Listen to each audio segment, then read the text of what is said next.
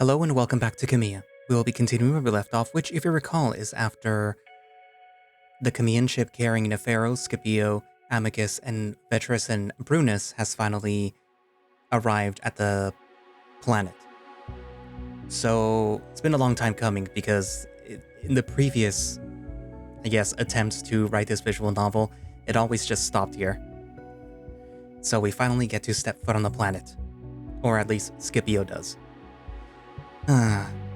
Anyways, so prior to that though, before, Scipio had a little talk with somebody who was, I guess, sort of intruding on his thoughts, who turns out to be the younger sister of Neferu, who apparently has the ability to be able to communicate with people over long distances, which is new.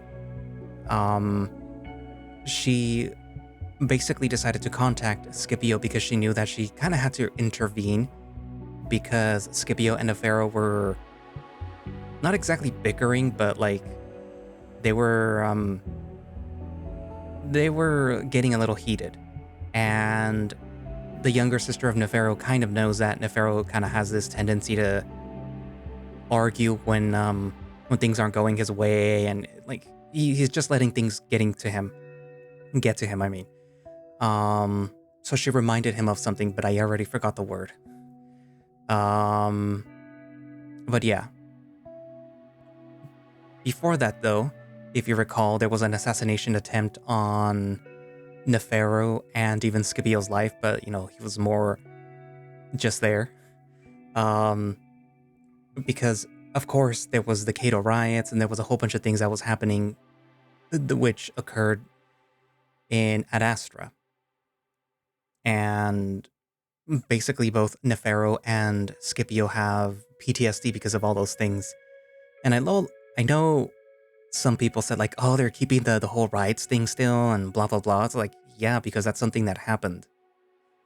They have PTSD, they have a shared trauma over something that actually happened in the previous story. Why would they write that out? And I'm pretty sure I know why those people were saying that, because it was drawing some very interesting parallels with stuff that has been happening lately, and like, get over it, okay? Like, come on. If you don't like the story, then don't watch it or read it. Anyways, but yeah, so we're finally on the planet and we're gonna get to meet some new Khemians. Also, this is build 2 and build 3 squished together. They decided to release it that way, so yeah. Anyway, so without further ado, let us continue Khemia.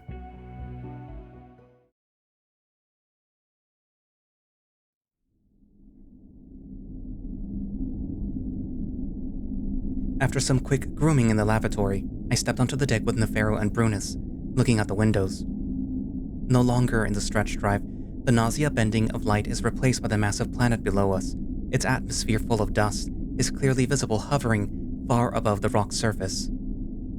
Still, I'm wary of any sudden movements, half expecting any abrupt descent to the globe below, at least until Neferu tells me that we're waiting for security clearance.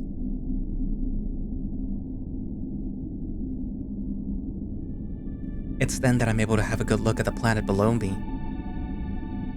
I stare, not quite believing where I am, despite the torturous lead up to this moment.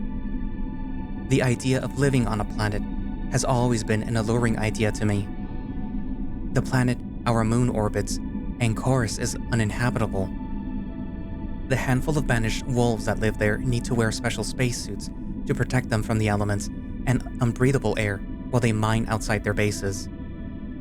Even then, if they come back, their bones are left misshapen, muscles torn, organs damaged, and cardiovascular systems ruined due to the much stronger gravitational pulls of Anchorus. I know that I don't have to worry about that here, despite Khemia being roughly 12 times the size of Adastra in terms of surface area. One of the many aspects of Khemian culture that drew me in was the persistence of the jackals to explore and, to an extent, to tame their planet. For millennia, before the Khemians even thought of themselves as Khemian, they built civilizations at the edges of the polar regions on their planet, living off the steady source of melted ice. The lack of water and intense heat at the equator had kept the planet's middle mostly barren. The axial tilt of Khemia was really the only reason intelligent life was able to develop at all. with the rest of the planet populated by mostly underground-dwelling insects and small but plentiful, robust vegetation.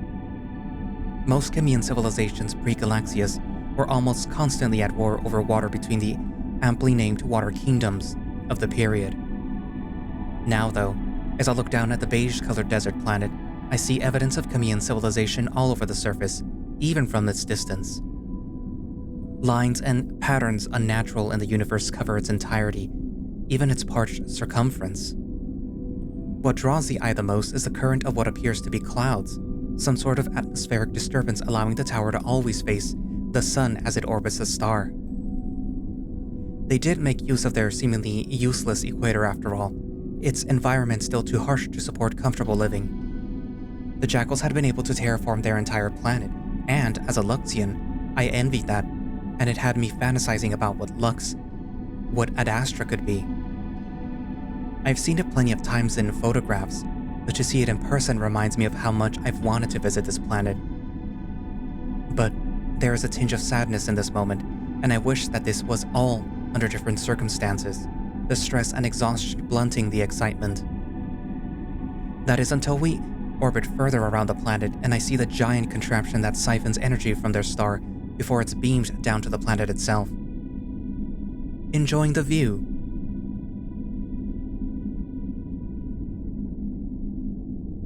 Neferu approaches from behind and puts a paw on my shoulder. I don't flinch or feel the need to draw back like I did in the past. That must be Saphira's tower? Yes, it provides all the energy to our planet, as you can see. As we rotate further around the planet, Neferu points to an odd orange, almost pink glowing beam. It's transferred from the star and carried to our planet via laser transmission. I stare for a while, taking it in, but unable to stop the nagging feeling of unease. How?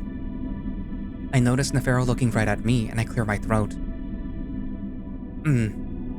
It's very, very impressive.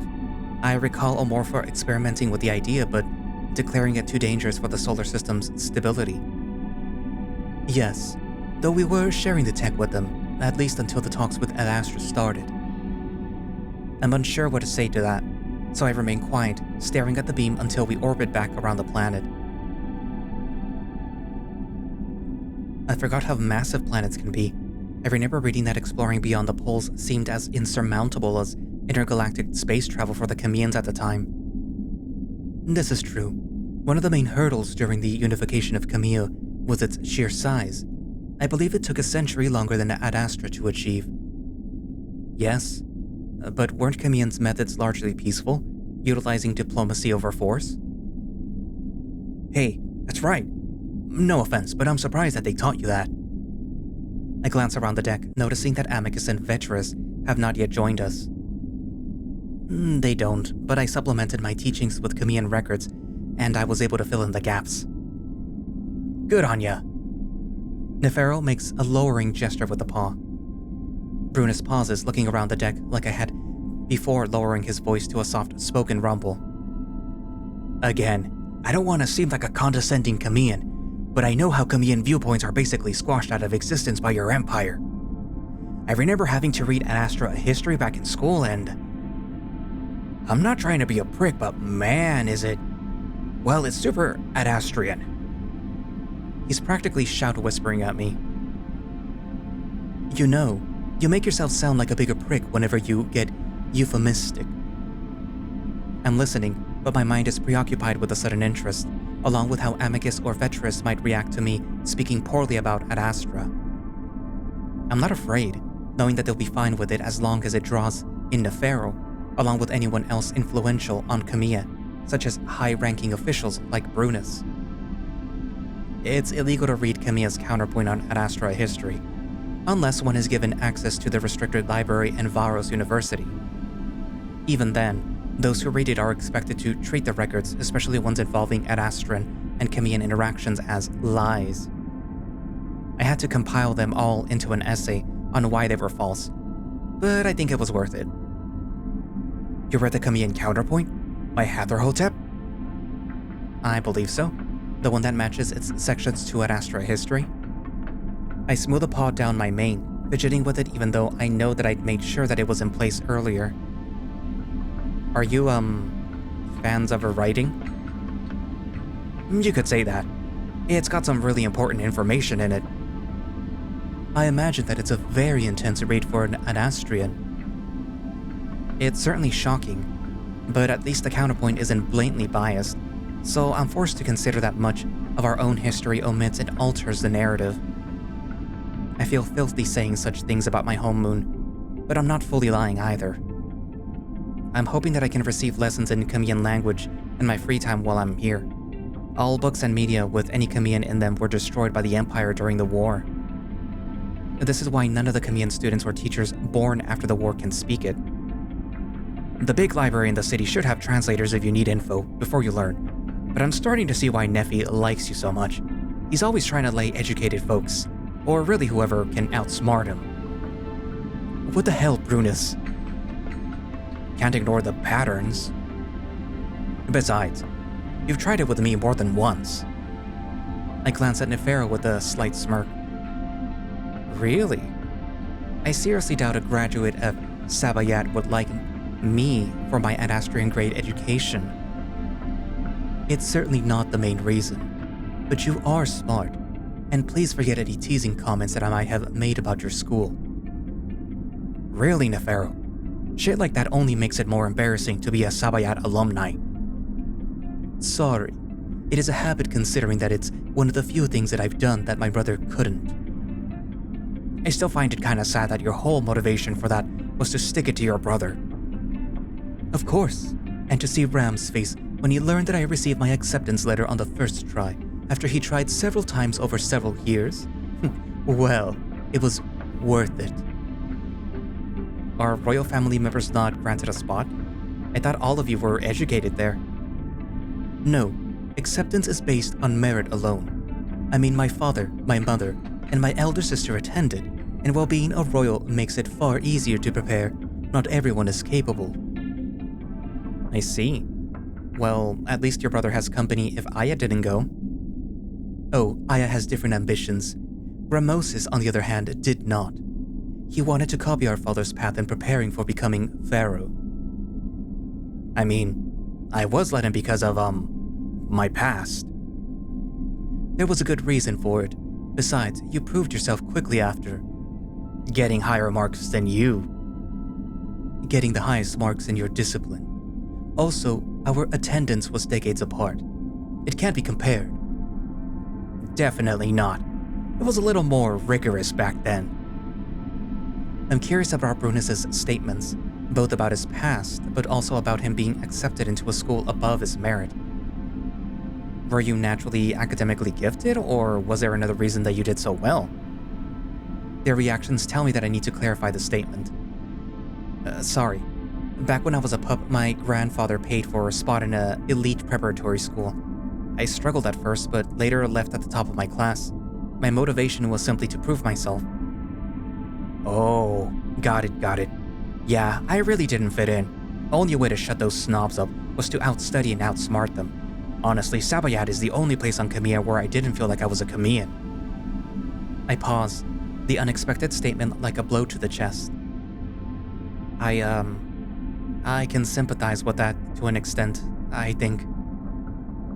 We gotta find some time to talk after we've settled down in the palace. You can tell me more about that school. I'm sure that they brag about you being a former student now, eh? Another much more painful blow stings beneath my sternum. And I can show you around the city for your research. Neferu would take you, but, you know, he's gotta be more careful in public. Actually, aren't you famous now, Nef?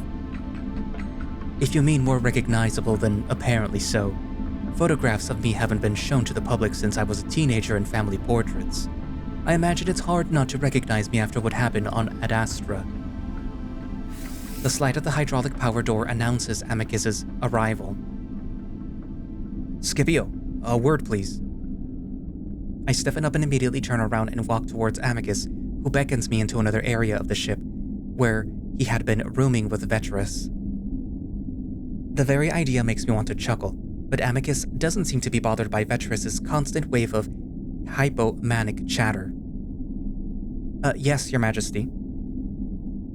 When I reach him, I bow at the waist, slightly beyond the required 70 degrees. Amicus waves away etiquette like this once he decides that you aren't an adversary or disrespectful person, but I'd been told to continue doing it while on Khemia, for obvious reasons. Privacy in this room, please. I have been disabled by your Emperor for privacy reasons until you leave this room, Scipio. I haven't seen you the entire trip, but I trust all is going well? Yes, sorry. I was working on, my mission. Ah, yes. From what I just saw, it seems to be going fairly well. Vetris makes a noise like he's going to say something, and we both look at him, and I just hope that he won't say whatever he's going to say next, because Vetris' thinking about his own words must mean that it's a fairly... He shrugs. They shared a bed! I wince, not because of what he said, but because he practically screeched it. I suppose the noise and machinery of the ship drowned him out, considering I haven't heard him since we were both at the deck at the start of the journey. Really? That's rather incredible, Scipio. I'm still trying to figure out how Vetris knows that, but as long as I don't know about what led up to it, I don't really care. Yes. Nothing seriously intimate. We just, wanted to be in each other's company. Even better. I knew that Jackal to be a promiscuous man, but it appears that he is also desperate for companionship. I have no idea how to take that sentence, so I stand attentively, wondering why Amicus is judging Neferu for something wolves do all the time.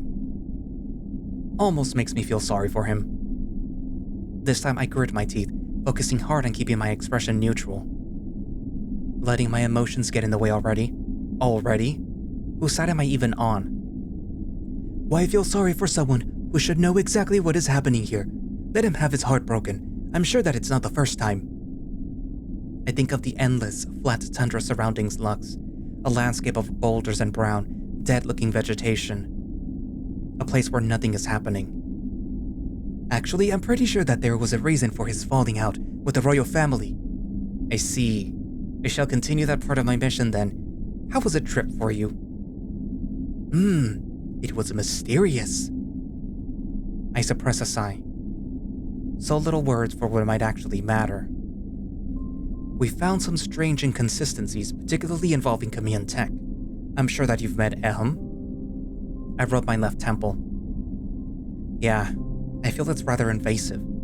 Is he not a spy if he's in our brains? I have no idea, but I will be speaking to the Vizier about having him permanently removed from our linguas. Absolutely outrageous. Think about the implications of that, though. How in the world did they manipulate the lingua? Exactly. It is a metal orb that's less than a millimeter in size, and it's filled with unknown liquid. No sibling has figured out how it works. Apparently they can build everything the parents gift us, but even better, constructing a faster stretch drive is... It defies comprehension. Yes, I've noticed this. It has made me feel uneasy. It's made me feel suspicious. If they're so advanced, why would they want an alliance with the siblings who have had the most hurdles to clear? Although Amicus won't say primitive, that is what we are. The most primitive siblings in the Galaxias. Even humans are more advanced than us, at least from what I've heard during the briefings. So I think, trying to come up with an explanation. Don't they always emphasize galactic harmony? Neferu once told me that Khemians feel a duty to normalize relations between Adastra and the rest of the Galaxias. Vetris bursts out laughing, but Amicus at least explains. No, that's what they tell their people to justify what they're doing. There are hidden motives every step that we take here, Scipio. Understood. Do you have any idea what it might mean, Your Majesty? I don't. But if the tech isn't made by their own design, then I can't imagine the answer is a good one. Something is treating them rather well, it seems. Amicus and I go quiet, glancing at Vetris. Do you think the parents can provide answers the next time that you commune with them? Hell no. I never get a straight answer from them. The only thing that they're crystal clear about are orders. I see. So, I'm adding another task for all of us on this mission. Simply take note of any suspicious technology and record it. A small task, but it could be extremely important. Understood, Emperor Amicus. I noticed the ship becoming quieter suddenly, the absence of the whirling machine and droning air vents almost stunning after becoming so used to it. I think we landed? No announcement? Maybe it's because we told Aham not to be present? Even wolves have figured out PA systems. Gods, I just hope that it's not like this on all of Khemia, putting their damn state-funded, state-developed, and state-owned supercomputer into our damn brains. Amicus clears his throat after that outburst. Sorry. Now we simply act as if all is normal when we leave this room. Any other questions or concerns? No. No, Your Majesty. Oh, yeah. No, Your Highness. I'll assume that sounded disrespectful because that's just the way that your voice sounds. Now you're both dismissed. We shall reconvene tonight. Remember, meetings are in the morning before breakfast and in the evening after dinner.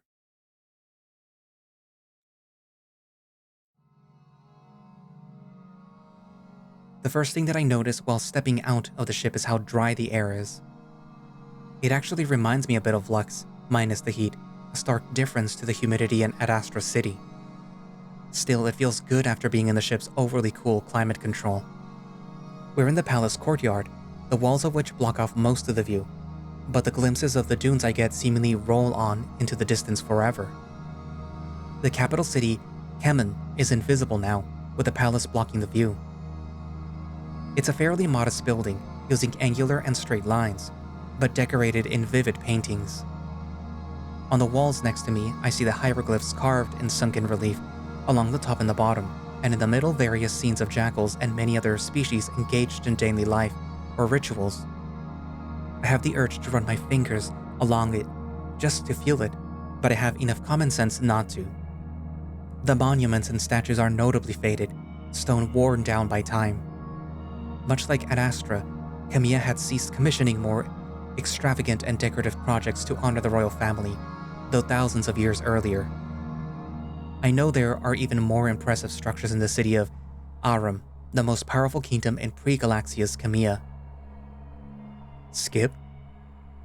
I jerk my head in the jackal's direction and I notice that my group has moved several meters away towards the entrance of the palace. I hurry to Neferu's side. Sorry, it's just so different from photographs, you know. Oh, I do. I'll show you around the palace later if you'd like. Of course.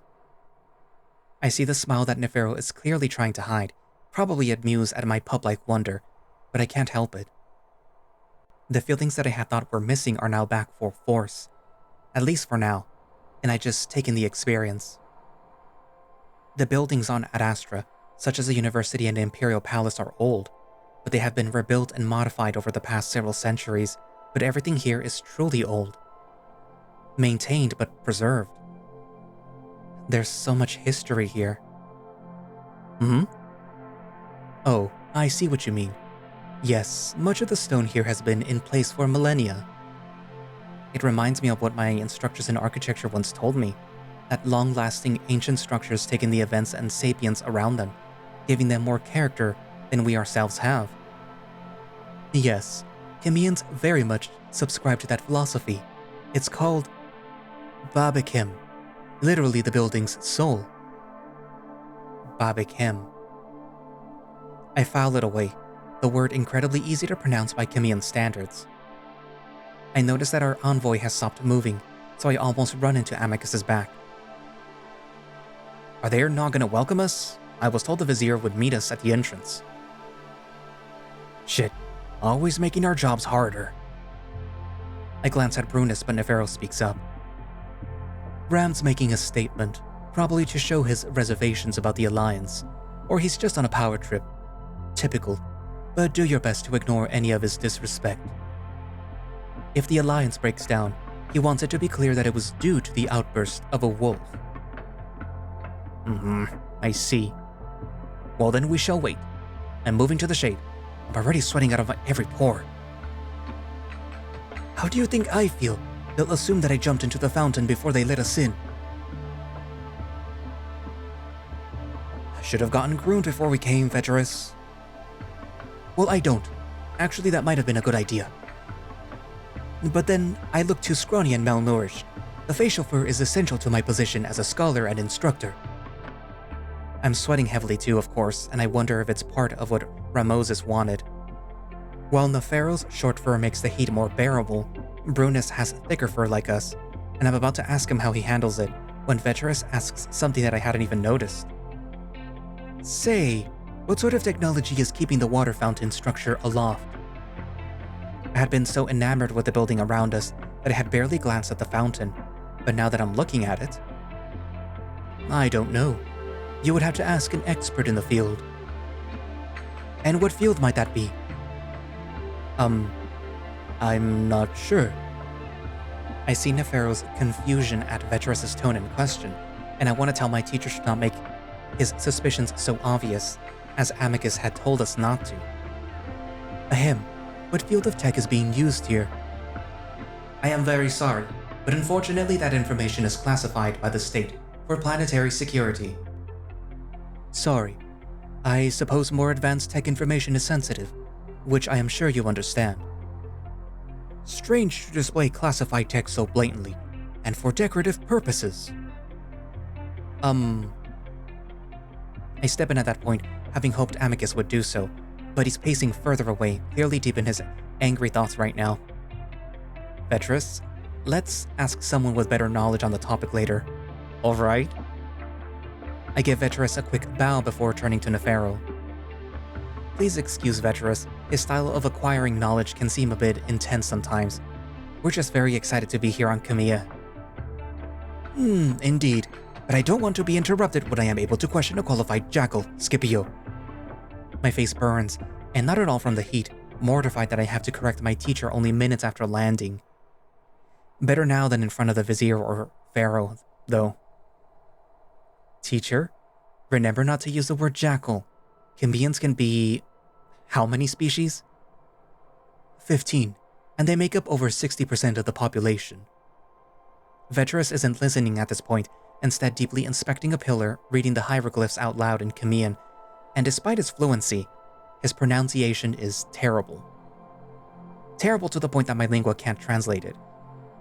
Brunus and Neferu glance at each other with slight confused expressions, before Neferu again tries to stifle a smile, and I feel my ears grow hot. I'm beginning to worry that I'll have to supervise Veterus the entire visit, though I try to play it off with a smile, speaking lowly to the two Khemians so Veterus won't hear. You can see why Adastrians need training from an expert. He learned from books only before the war. It's no problem, just unexpected. But you are right. Maybe Adastra can set up some programs with native speakers if all goes well. Vizier Ramosis is now arriving to welcome the diplomatic mission from Adastra. A second later, the stone doors lower slowly. It's dark in the entryway, and I wonder why there's no lighting at all. Neferu sighs loudly next to me, muttering something about theatrics. Then I see a glint of light reflected off of something gold. Then Vizier Ramosis steps out into the courtyard. I was nervous about this moment, despite having seen the Vizier before at 2 meetings over the past 2 years, but with the unusual ceremonial garb, it's more intimidating, which I suppose is the point. Shiny, smooth black drones float around him, moving close to us for a moment, as if looking for any signs of danger before moving back to the Vizier. We all stand awkwardly for a moment and look between Amicus and Ramosis, wondering who should make the first move. I assume Amicus knows how to properly greet the Vizier, but after making us wait, it's clear proper etiquette is not being used right now, and Amicus simply watches him carefully. Then there is more movement behind him, and I see another jackal, a young female. She walks up behind the Vizier, and he bends his knees slightly so that she can reach his mask and pull it up over his head. Then she moves to his left, where she stands and looks on politely. She locks eyes with me and doesn't look away. Her expression tells me that she's found something, and I knew that this must be Aya. Then Ramosis steps forward, head high, leaning back a bit more than he might need to. I wonder if it has to do with his position. Welcome, Emperor Amicus, and welcome Amicus's subjects. It is an honor to have you and your people on our planet once more. May Ahotep be with you this day and with Adastra forever. And may Ahotep be with you. Thank you for the invitation and for accommodating our envoy. It seems we may have arrived too early, so I apologize for that as well. No apology is necessary. You were right on time. I see. That is a relief then. However, it may not have been a problem if you had been early. The fact that you are here now, on peaceful terms, is all that matters to the pharaoh and his people. Of course, and may it stay that way forever. The hot wind blowing across the desert is the only sound during the gaps in their conversation, seeming to emphasize how the pauses go on for just a second too long. Forever indeed. I must thank you for taking time away from your vital duties as the Emperor to talk with Khemia directly. All is well on Adastra, I trust? I hear your sister is acting in your place. Yes, of course. I was reluctant to do so, but the importance of our discussions required it. I only hope that we can reach a solution during my time here. Of course. The pharaoh is still wrapping up his visit to Amorpha, but progress can still be made between the two of us in the meantime. Now, let us head inside and we can begin preliminary discussions along with plans to visit the city for your public address in 3 days. Very well, and thank you again. No need for thanks.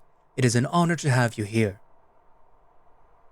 Amicus begins following the vizier into the palace before Ramosis turns back to us. Neferu, please show the others around and make sure that they are comfortable. Then he disappears into the palace with Amicus following him. I blink, slightly stunned by the brief, tense introduction. Not much of an introduction, considering he didn't even look at me, or Vetris, or even his brother until he gave him a command. I had been ready for some kind of unpleasantness considering how Neferu talks about him, but if I were to judge him based on those few minutes, I don't think his demeanor is even suited for ruling. If he's the next pharaoh, would he not just end the alliance as soon as his father steps down or passes away? Bit of an asshole, isn't he? I whirl on my teacher, eyes wide, paws up, trying to shush him. It is fine, Scipio. Asshole is a compliment for the likes of him, a prick all under the guise of politeness. The nicer he acts, the more he wishes that you're dead. Ambassador Brunus! Brunus jumps, looking down at the much smaller wolf. Yeah? I must ask some questions about Khemian political etiquette to better log this event in my records. Well, that wasn't exactly normal, but okay. Do you want to go inside first, or? It shall be quick. I'm going to be taking notes out here, anyway, once we're done. I watch Brunus awkwardly try to talk to Vetris, but the height differential is so much that he eventually sits on his rump to better talk to my neurotic teacher eye to eye. Neferu, it is so good to have you back. She jumps up and hugs him, which makes me relax, taking it as a signal that formal etiquette is no longer required. And it is good to see you again, too. I'm just glad to be back. Yeah, I was so upset when you told Father that you wanted to stay after what happened at the palace. We both know that would have only made things worse. It's the only place that I had a purpose anyway. I understand. Now please introduce me to your friend. Ah, yes. Rami didn't even introduce any of us, did he? Aya gasps, then laughs. I forgot you call him that sometimes. Do be more careful around him, though. He's a bit testier than he used to be. Fantastic news. Anyway, this is Scipio. He is a student of the scholar over there. His name is Vetris.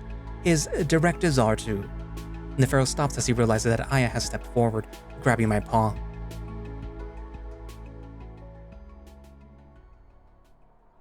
I flinch in surprise, but I try to play it off with a smile. Touching during an introduction goes against my woven upbringing, but I grip back gently to acknowledge it. At the same time, I wave at her with my free paw without even realizing it, as if I'm using every greeting that I can to cover my bases. Hello, Aya. It is a pleasure to meet you. Neferu has told me a bit about you. It's a pleasure meeting you, Scipio. I think that we've already met, though. Not as formally. Oh, yes. So, that was you in my dreams?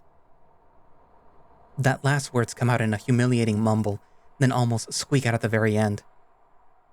Luckily, she only nods, and I'm relieved that I haven't exposed myself as insane yet. I notice then that she's still holding my paw, as if she's feeling for something and her attention doesn't seem to be on my face, as I would expect, but still, she seems to be focusing hard. I look at Neferu, but he looks back with a raised brow, seemingly as confused as I am. She's frozen for a bit, then her grip twitches and her demeanor changes completely.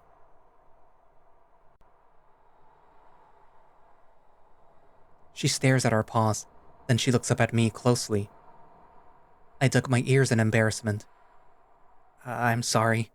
I'm probably out of touch when it comes to meeting someone in the Khemian. Don't be sorry. This isn't a typical greeting. Her voice, once high, melodic, and eager, is now low and almost dull. Still, she holds my paw and I make a small effort to pull back, to gently encourage her to end this strange, non-typical greeting. But she continues to hold on. I stand there awkwardly, looking at Neferu for help. Aya? Please, maybe you can do that sort of thing when you get to know him better? Aya doesn't acknowledge him, but she seems to come out of the trance, and with a sad look, she releases her grip. She stares at me with the same sad, almost disbelieving look, and I fidget with my glasses to give my paws something to do. She doesn't normally do anything like that, that I've seen. Aya, are you alright? A part of me wonders if this is my fault, especially if this is the first time that she'd done it. I'm sorry. I was just really excited to meet you. She says this even though the excitement is gone from her voice. Oh, it's fine. My voice is loud and full of false cheer, as if to make up for the lost enthusiasm. May I ask what that was about, though? Oh, of course. But it will have to wait until we have more privacy. We have privacy.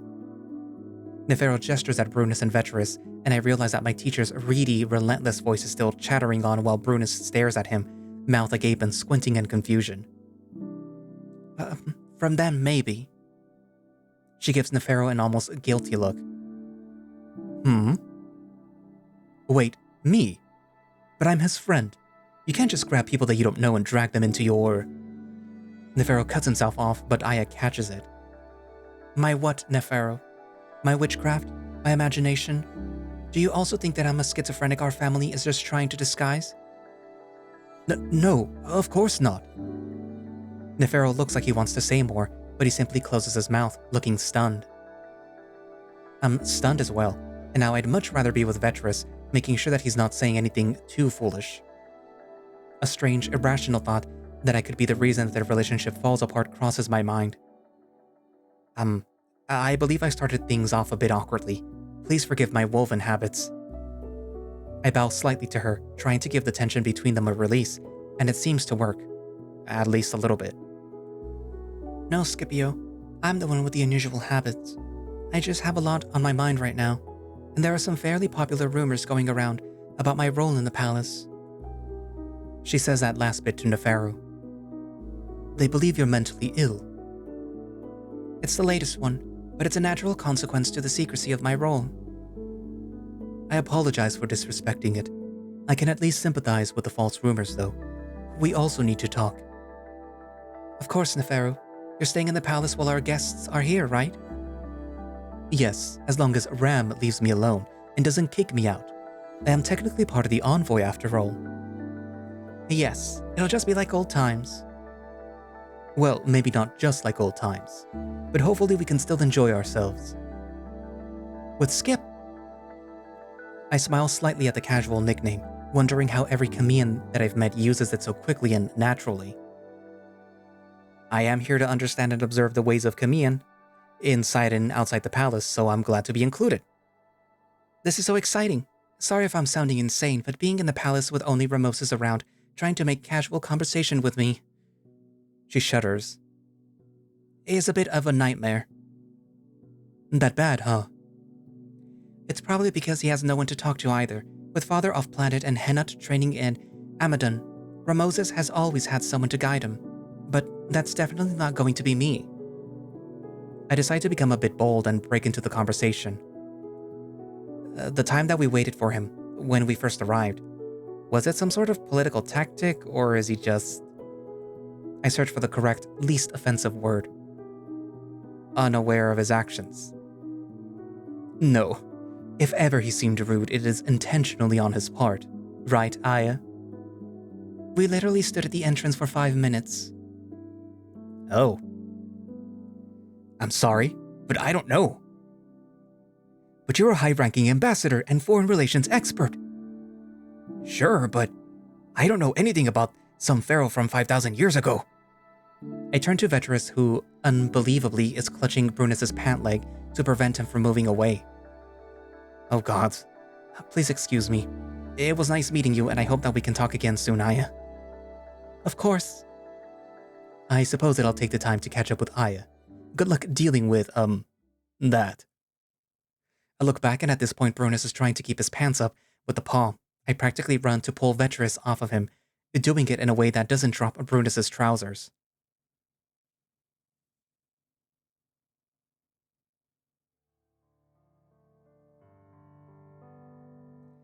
Magistrate Flavius, at this point, what I'm most curious about is why you're bothering to talk to me in the first place.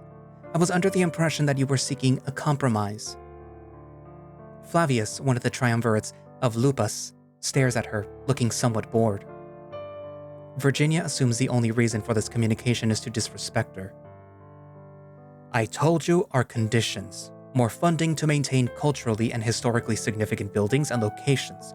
More voting power for Lupus Triumvirs, and for Lupus to have veto power in any votes the Triumvirates are a part of. Virginia stares at the man, noting the bald patches in his head fur, likely due to fur pulling, made all the more noticeable in how he groomed the fur to try and disguise it. He looks relaxed before her, but she doubts that's how he feels. A realistic compromise, and I apologize for having to repeat myself, but I'll put it in a more concise format that you might remember. The last that I checked a year ago, Lupus is our second wealthiest city, just behind Adroda. Still, this particular demand is at least possible. But the others? Why should Lupus have more voting power when your population is, last I checked, only about 1.5 million, half the 3 million average? I can think of 4 cities right now that actually do need more voting power due to their large populations. Finally, why does Lupus deserve a veto power, a power reserved only for Adastra? What will the other cities think? There is no explanation or excuse for it. I don't need to justify the reason. The answer is absolutely not. The wolf growls in his throat, but it's so slight Virginia is willing to let it go as something less, wanting to keep her conversation with this man as short and as quick as possible. But Lupus is the historical capital of Adastra. Virginia struggles not to roll her eyes. Lupus was a temporary capital for less than a decade, over 5 millennia ago, while Tricely served as a temporary capital for even longer and far more recently. But she realized that there's little point in arguing with this man. Virginia is staring at his head fur instead, thinking about how best to deal with the situation. Not just with Lupus, but the Empire as a whole. And if you're not even going to listen to me, then I don't believe that there's much discussions left for us. You're right. At this point in time, we seemingly have nothing to negotiate. In the meantime, Adastra will be keeping a close eye on your city. Always remember that I will not hesitate to do what needs to be done to keep the Empire stable. If that's what you want. And if you refer to me again without using my proper title, you will be punished accordingly.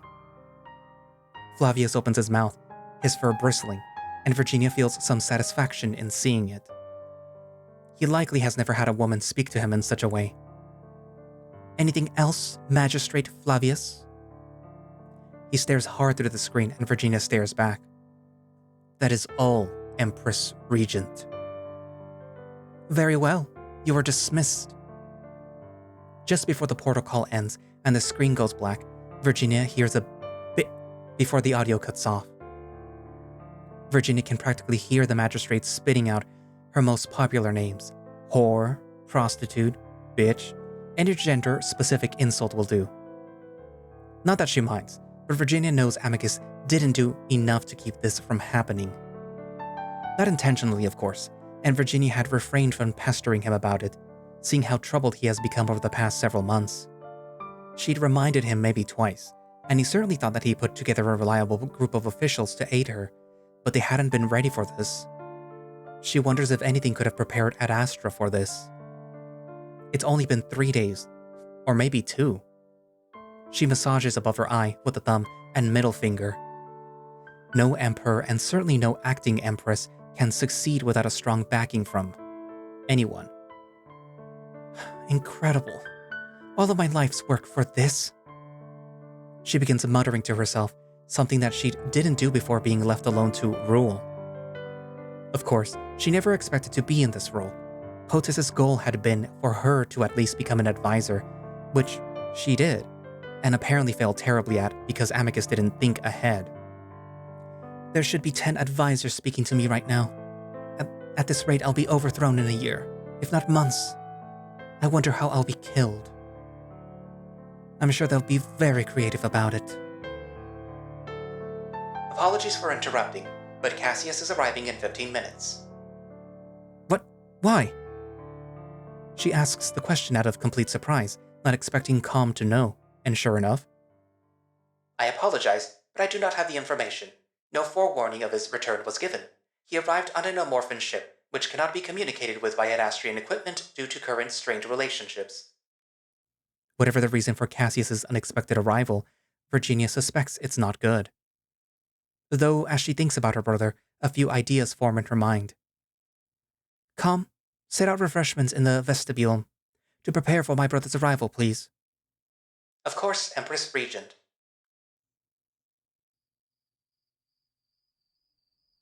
By the time Virginia arrives, she is a minute or so ahead of her brother, and he shows up just as the refreshments arrive.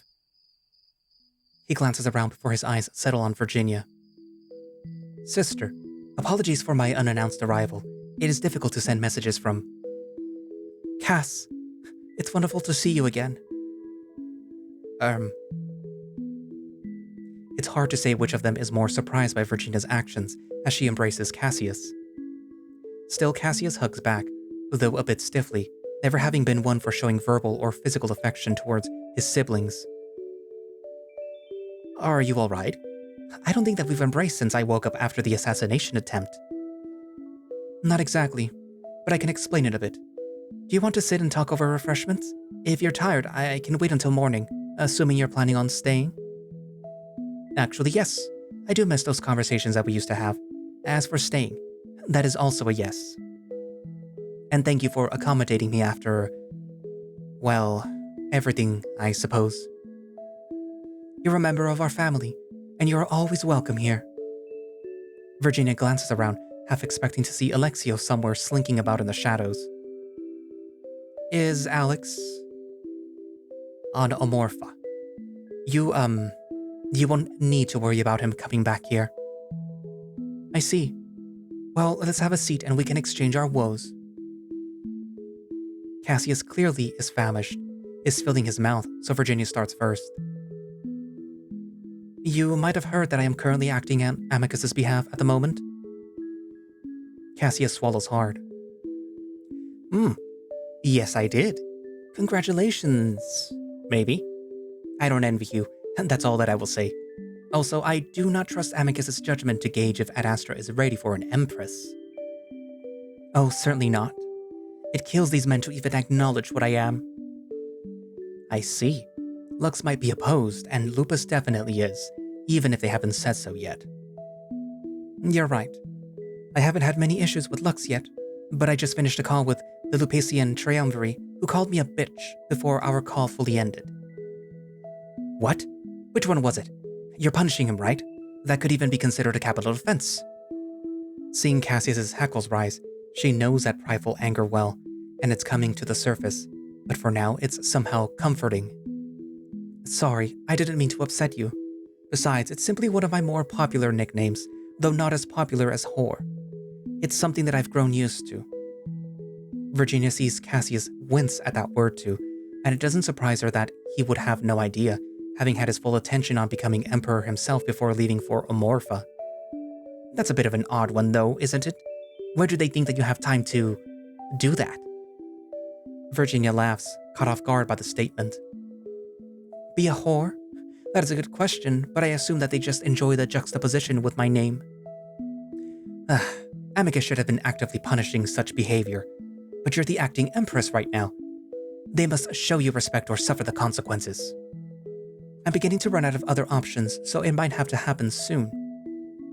I'm surprised you haven't already. I still want to know which triumvirate that was. Is he not aware that the traditional punishment for insulting a woman of the royal family is castration? Emperor Potus famously castrated a triumvirate himself with a dull dagger, and to be fair, the official made statements about Pontus's granddaughter's genitalia in regards to how many men she slept with. It always comes down to what's between our legs, doesn't it? Well, being an emperor rather than an empress is very different. It's fairly universal that men who rule with harsh, merciless tactics are seen as strong and respected. Women, on the other hand, are seen as cruel and sadistic, which are qualities unbecoming of their natural role in the world, which is nurturing and worshipping men, of course. And somehow history always remembers them as seductresses, whores, or something. Those few female rulers on Adastra existed pre-Drusus, overseeing smaller kingdoms, but I assume it's the same now as it was then. Yes, I remember noting that back in my schooling days. Few emperors are treated fairly in the history books, but yes, I do believe a single woman was considered a good empress despite some of their kingdoms flourishing at the time. Cassius talks of the subject as if it's the first time that he's given it a thought. It seems Amicus's egalitarian approach was the deciding factor on Cassius's position on gender roles. Either way, it would be my duties as your closest male relative to dole out the punishment, so you shouldn't have to worry about that. Virginia doesn't even try to imagine such a thing. Once things have stabilized, however, and if all goes acceptably well, I will punish anyone who says such things. And it's a bit selfish in that my own honor is at stake here. What kind of brother would allow such things to be said about his sister? A weak one. While Virginia hopes that this never comes to pass, she still rests upon Cassius' shoulder, acknowledging his love and support.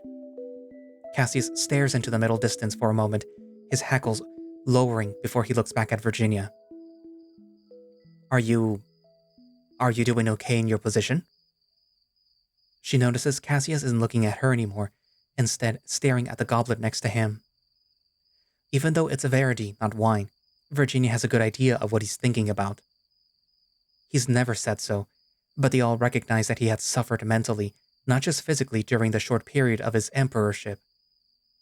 Seeing this, Virginia almost abhors her earlier plan, but remembering the possible consequences for herself, her family, and Adastra as a whole, she proceeds but more cautiously.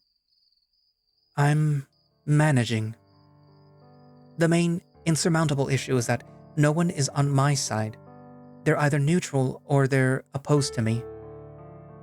I would seek advisors, but Father's most consistent advice to me was to never allow males near me, either physically or emotionally. I especially want to heed that warning now, considering some families who ruled before unification might see this as an opportunity to take back power. However, they had never planned on me becoming empress, nor did I, so I have no connections with anyone in power. Did Amicus not set you up with vetted members of the Senate? I know there's at least a dozen or so egalitarians in there. They stopped communicating with me on day one after Amicus departed. Oh, that's not good. Indeed, I fear several plans are in the works. Stay in the palace as much as possible and always bring drones to escort you outside. Consider preparing your own food and knowing its source. I can go out and buy it if you need me to. Finally, you need an escape plan if the worst case scenario unfolds. Have the Emperor's ship always ready for departure, then head to Khemia.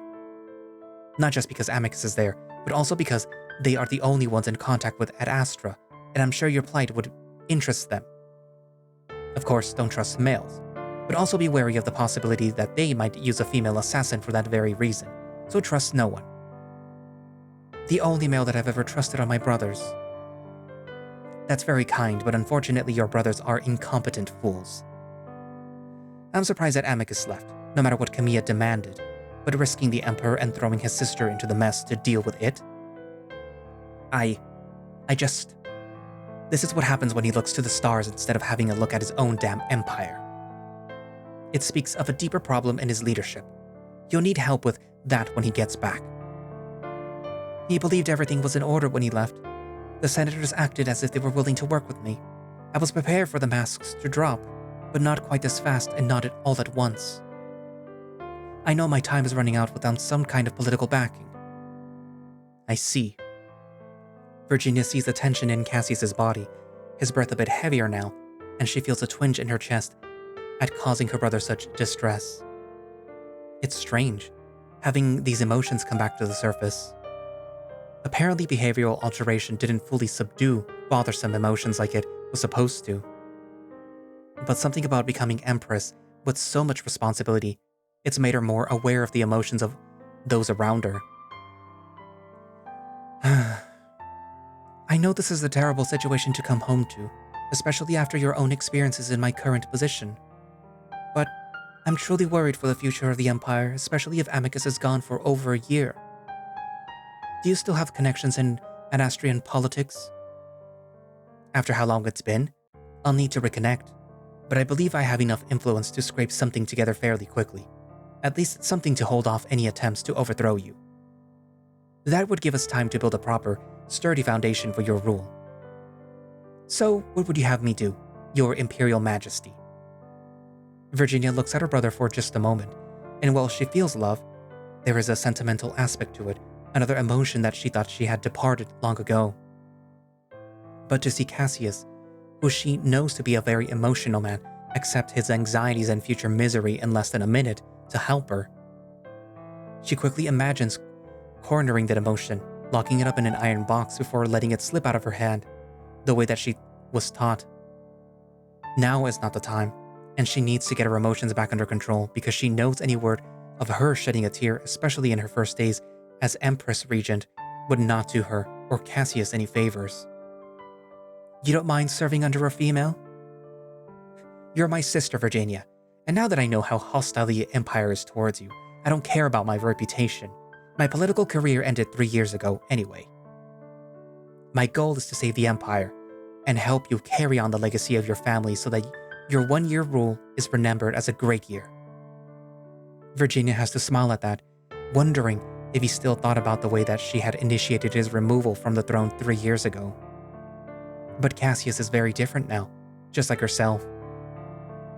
Well, hopefully with your talent for understanding the needs of the people, along with your political experience and connections, you can be my chief advisor, the Magistros, if you are willing to accept. Cassius gulps audibly. All right then, I'll get started tomorrow. It'll give me purpose, at the very least. Thank you, Cassius. I at least have hope now. Good. You worried me when I had arrived. I've never seen you in this sort of state before. Virginia grimaces inwardly. She definitely needs to get those emotions back under control. I think it's isolation. Talking to calm and antagonistic officials all day does odd things to the mind. So tell me about Amorpha, if you're not too tired. Cassius takes a deep breath, eyes locked up towards the ceiling, as if seeing something beyond. That reminds me that I'll have to come up with some sort of explanation for what I did before I speak to any officials. As for my time there, it was an experience. There's a few seconds of silence. A good experience? An eye-opening one. Virginia lets another few seconds go by before asking the question that should have been asked earlier. Did it involve Alex? He is one of the main reasons. In the end, our loyalties lie with our own people. I came to realize how my irresponsibility and emotions ruined many lives on Adastra, but for some reason it took a few years. I had always believed that Amorpha forced him into a situation that he did not want to be any part of, but now he tells me it was necessary. We were all naive to Alex's intentions. Amorpha hasn't attacked Adastra in millennia. and it was hard to believe that they were running a sabotage mission with a cat who didn't have the physical or mental training to be a spy. But it was something that he could only achieve by becoming close to me, which simply makes me ill to think about it now. That's not surprising as Virginia notices that he stopped eating, a paw subtly resting on his stomach. She wants to ask Cassius how he's doing, just like he had asked her, but she knows that he'd be offended. You simply don't ask males about feelings like this. But while Virginia has never been in a romantic relationship, she does know the feeling of deep betrayal, the confusion, devastation, and hurt that goes along with questioning yourself and every single person around you. It's how she always felt during her childhood and adolescence. I had told him how much it all bothered me, but he rarely thinks about it and seems surprised that I still bring it up. It made me wonder if I had misinterpreted his fear and misery at that time, that maybe it was all for himself. And like most Amorphans, he believes that Galaxius can only succeed if Adastra is no longer a sibling race, no matter the means. I've heard that sentiment is growing stronger there. Yes, most likely due to the possible alliance with Khemia, which, if successful, would be very difficult to undo. This is actually the main reason that I came back. They don't even know that I'm here. Well, they probably do by now. I, actually stole Alexios' ship, capable of using the stretch drive. It was given to him as a gift for the destruction that he caused. They weren't allowing me to leave because of what I learned being close to him. Virginia sits up straighter, realizing that she had another issue to worry about, along with her rebelling empire, just as serious if not more so. They held you captive? Are they planning something? House arrest, basically, but yes. While they were already interested after learning of Amicus's absence, I'm sure that they'll be far more emboldened once they learn of the Empire's true state. What better time to strike? Virginia takes a deep breath, looking down at the floor for a moment. Now I'm the one being sorry for bringing such bad news home with me. I did say that we should exchange our woes and how woeful it is. Unfortunately, a male will definitely have to communicate with the planetary defense. If you're willing, I have a simple plan for restoring your reputation. Cassius's ears, muzzle, and tail twitch at the same time, but again he forces a smile. I am at your command.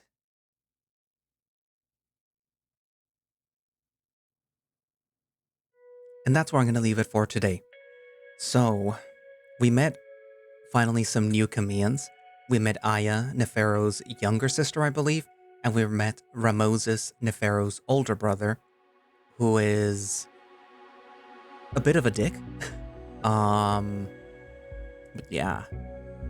We kind of already knew that Neferu's family was very different when compared to him. Some of his siblings spoke to him, but they kind of did so in a like, yeah, you're the black sheep, and we know it, and we're gonna keep reminding you about that. But it is nice to see that Aya is the one that is, I guess, nicer or closer to Neferu. Also, she is the one that was speaking, obviously, with Scipio in the ship. She's the one that advised them to say certain words to Neferu to sort of get him to like snap out of his little tantrum that he was having.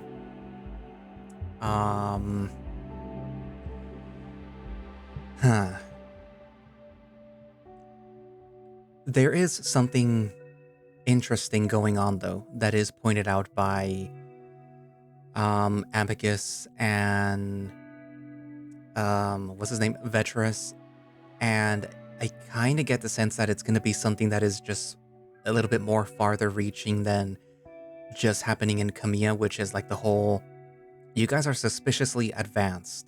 Like, we already know that Khemians were already far more advanced than the Adastrans, but you guys are a little bit too advanced. And some of you don't seem to know where these technological advancements are coming from. Like, for example, the big orb of water that we see right here in the main title screen. That it's weird that Neferu doesn't know how it works, and that when Ahem was asked about it, that he revealed that it's basically a state secret. Although, if you think about it, considering that water is a precious resource on Khemia even to this day, the technology that revolves around controlling water is probably something that is closely guarded. Even though it is what was it called? A public, it's a water fountain. Anyways, but yeah. Now, about the elephant in the room, or the brittle-boned wolf in the room. I find Cassius's... I'm gonna call him Cassius.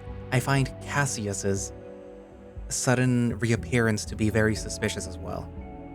Especially now that Virginia is all alone in a very hostile place, at least hostile for her.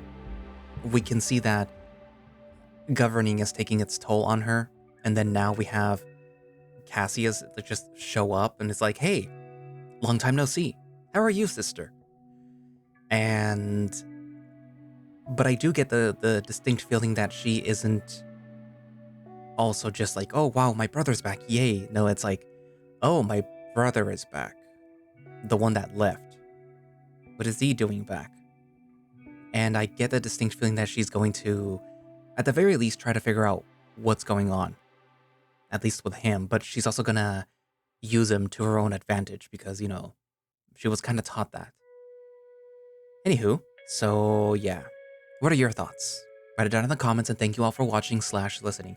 If you would like to play Khemia yourself, you can do so by going down to the link in the description, which should have a direct link for the itch.io page where you can download the game and play it yourself. If you would like to support the Echo Project and all the other visual novels that they're doing, you can do so by going down into the other link, which should be for the Patreon, where you get early access to builds of Khemia and Glory Hounds and all the other visual novels that they're doing. What else? Yeah, basically. If you would like to support the channel, which also supports me, you can do so by going down into the other link for the channel membership, but you should already be able to see it either underneath the video if you're on desktop or on mobile.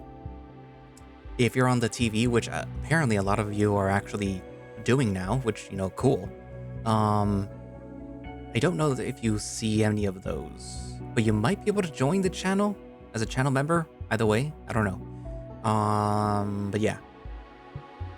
What else? Also, Ko-fi, in case you want to support through there. Some people have. Thank you. Also Throne, in case you're feeling generous. It's not necessary or anything like that, but yeah. Anywho, so yeah, I guess that's it for now, and I will see you guys in the next video. Bye-bye.